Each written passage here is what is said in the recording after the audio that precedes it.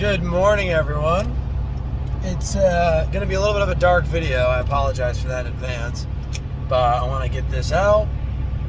And, hey, the weather is the weather, right? Or the time of year, whatever, and I got to go to work. Man's got to work. So I got some big news. I don't even think I made a video on this, but back in the mid-2000s, I think specifically 2005, these Chevy Silverados, the one I'm driving right now, the 5.3 liter engines only, from what I understand, had their cylinder heads made by a company called Castec. This company unfortunately made defective cylinder heads, and they were porous. So what would wind up happening was you develop over time, and by over time it could be anything from 5,000 miles after new all the way to 200,000 miles. Apparently it's like pretty random, but you would develop a crack around one or more of the cylinder head bolts, and the way that crack develops and propagates, it would allow coolant to get into your valve train, which then lets it get in the oil. And one of the quickest ways to kill crank bearings is antifreeze. I think it's the sodium in the coolant that there actually is sodium in coolant, which seems kind of weird, but there is. And I think that specifically is what tears them apart, but maybe just the water itself in there does too. I'm not really sure. However, I've had the oil tested for the last probably 100,000 miles of this motor. It was always totally fine, good results. And then I hit maybe 185, 190, 1,000 miles. And there was a little bit of coolant in the oil, and the way that they know that is the sodium levels, and also the is also lead, which is your crank bearing material, in the oil. So I was like, uh-oh, that's not good. I played around with a couple different things. So people have tried head gasket sealers, any of those kind of gooey products. The problem with those is because they're not up against combustion gases, it's just the coolant to oil barrier. They don't work particularly well. So I actually tried one, and it helped. It did help. It never completely got rid of it, but it kind of staved off the problem for 20,000 miles, and it kind of just didn't really seem to help at all. So then for another 10,000 miles, it really wasn't eating that much coolant, so I just changed oil often, kept changing the oil often, and was kind of rolling with it. But the last 5 to 10,000 miles now, it's gotten really, really bad, and it just drinks coolant. I mean, I put half a gallon probably a third of a gallon of coolant in it, going 750 miles from here to North Carolina. So that's a lot of coolant, and it's all going into the engine itself. So that's really the last place you want it to go. It'd be one thing if it was burning. So at the end of the day, what could you do? Well, 40,000 miles ago, or it's probably 30-something thousand ago, I don't remember the exact numbers, but I could have rebuilt, I could have put new heads on it and theoretically saved the lower end of the motor. Okay, fair enough. However, here's the thing. The oil pan also leaks pretty considerably. So that's something that, you would want to then fix. So now you've got at the time, a very high hundreds, 1,000-mile motor that's towed stuff, that's cold started in New York State winters for a long time, and you're going to put heads on it and redo the oil pan and probably timing cover seals. And then while you're doing all that, really probably want to do the pickup tube O-ring and maybe even throw an oil pump at it. Just, there's other things you might want to do. So you're going to be putting, say, $1,000 into it, plus your time. You got to drop the diff, keep in mind, to get the oil pan off, the front diff. And then also, the 5.3 really was just enough for my camper, which I did have when I realized this was starting to happen. So it was kind of man, spend all this money to fix the 5.3 and still have just enough power and a high mile motor, or roll the dice and replace the engine or rebuild the engine down the road. So I chose the latter for better or worse, and the engine still runs fine. I mean, I'm driving the truck right now, but it's definitely starting to really notice the effects. It knocks a tiny bit on startup. It blows oil now every time because I think there's probably like a bad valve guide from the coolant or something like that. Maybe the rings, who knows. But anyway, so the engine still runs perfectly okay. Probably down a tiny bit on power, but nothing crazy. I mean, if you wanted to be, sketchy, you could sell this truck to somebody and they'd never know. And until they drove it for a while and found out, which I would never do. It's not who I am. If I was going to sell it, I'd disclose it. But anyway, so the decision I made, or I hemmed and hawed about buying a new truck, or a gently used truck, or putting a motor in this thing. And long story short, pick your poison, Ford, Dodge, Chevrolet, Toyota, whatever. I mean, nowadays, the truck market's still a little bit high, still quite a bit high. And as a result, you're looking at, to replace this truck, you're going to get more capacities. So you're going to get a little better tow rating and all that kind of thing. So it's not apples to apples. But to replace this truck with a cloth version, cloth interior version of it, not even leather, no power fold mirrors, maybe no heated seats, stuff that I do have. I mean, it's an older truck, but it actually has a lot of features. You're looking at $35,000 to $45,000. That just depends on how many miles you want on it. And then brand new, MSRP brand new would be $50,000, $55,000.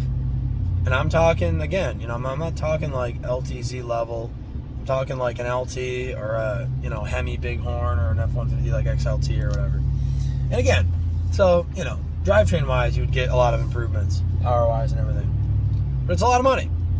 And as you can tell from the channel, I've got some toys. I got the bike, and I'm putting a lot of money into that. And I got the car, just in general, and all that kind of thing.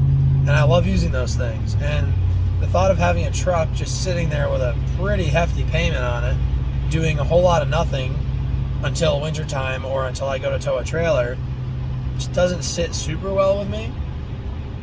That combined with the fact that this truck is still in really pretty damn good shape.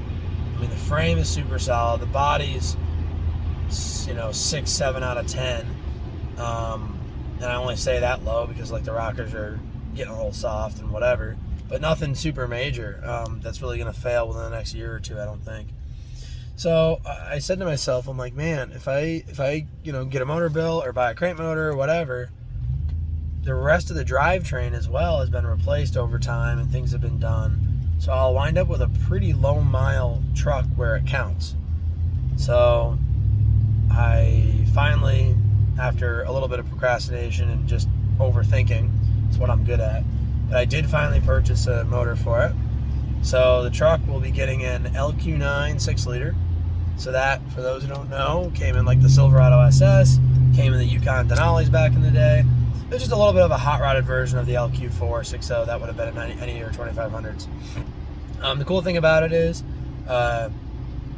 they don't make any crazy amount of power up top. They make like their build at like 345 horse and 380, 390 torque, something like that. So on paper, they're not like way more powerful, but because of the added displacement and the compression, it's not just the peak number that goes up. Your entire power curve is just bumped up from a 5.3. So where you're actually going to use the engine, at lower RPMs, you've got quite a bit more horsepower and torque, especially on a percentage basis. Because if you're making, say, 200 horsepower at, 2,500, 3,000 RPM or whatever, and then you now add 30, 40, 50 horsepower to that, it's a higher percentage than adding 50 on the very top, and it's where you're actually going to use it most of the time.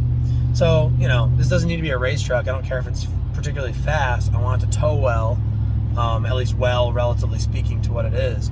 And basically, you wind up with similar amounts of power using one higher gear than you did before. So my overdrive when I tow my camper is fairly useless. There's just not enough power to use it. So I'm in third basically the entire trip, and then second for big hills, which can get a little bit annoying. I mean, the 5.3 does fine. Like, I've never, if this engine wasn't damaged, I totally would just keep towing with it. So it's really not a bad towing experience, but you're working the truck. So with the 6-liter, you know, closely speaking, my third is now, like I said, basically the power of my second gear. So I should need second gear pretty minimally. And when I do need second gear, there's a lot more horsepower and torque to just get you back up to speed, get back into third, and life is good, right? Because third gear is a comfortable place to be. Second gear, not so much when you're towing a trailer on the highway. So there's limitations to the 4-speed transmission and all that kind of jazz. And that's a great argument for buying a new truck too. I don't think it's a bad idea to upgrade, especially when you're talking an 05 to a 2020 plus truck, right? There's a lot of things. But the other element of this is I really love this truck. I've owned it since I was 19. It's been really good to me overall. I like the way it drives. I like the way it sounds. I like the way my built transmission shifts. It's in good shape. And to spend, the down payment that I would put on a new truck or a newer truck, or not even the down payment potentially, really, on putting a motor in this, I think it's worth it. And then if nothing else, if I did want to sell it, I'll get some of that money back. I mean, anybody with half a brain is going to appreciate the fact that this is not a stock 200,000 mile Silverado. You're not going to obviously get all that value back, but you'll get a little bit. And then if I don't sell it, which I don't really envision myself selling it, I got a super solid daily for another even just 1 to 2 years. And honestly, in my opinion, it's essentially paid for itself at that point. So anything else would be bonus. So even if I only drive this thing for like 1 or 2 more years, I'm fine with that. And then even if I could keep it kicking around just as like a, beater, like not in the sense I'm gonna just beat the crap out of it, but just a backup vehicle, somebody needs to borrow a truck, let them use it kind of thing, whatever it is, whatever that looks like, I wouldn't mind having this truck for that down the road too. So there's a lot of reasons to keep it kicking around, plus I love it. And then if you want to go a different route in a few years, slam it, turbo it, lift it, turbo it, put a supercharger on it, do a big cam, like whatever, right? There's just so many different things you can do to make it into kind of a fun weekend vehicle too, type thing. So that's all down the road. First thing I got to do is get this new motor in there. So I did wind up going with a crate motor. I called every engine builder that reasonably was around me because I do need to do this in a relatively quick time period.